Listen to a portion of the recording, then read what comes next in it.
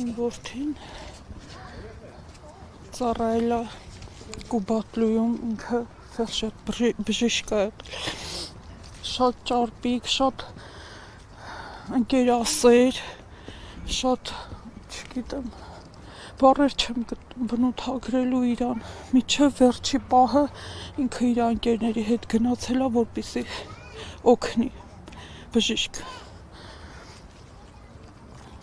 19 տարեկան, բայց արդեն իրան բժշկի բան էին տվել էլի, սաղ բժիշկ էին իրան ասում, ընկերներին օգնել է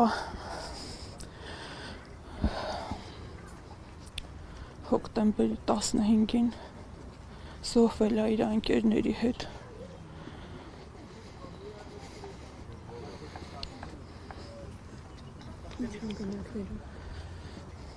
Գնացել էին մարտական գործողությունները կատարելու Իշխանաձորում իր 6 ընկերների հետ, այնտեղ էլ անօդաչուի սարքից զոհվել են իրանք, բայց մինչև հոկտեմբերի 15-ը շատ օգնել է իր ընկերներին,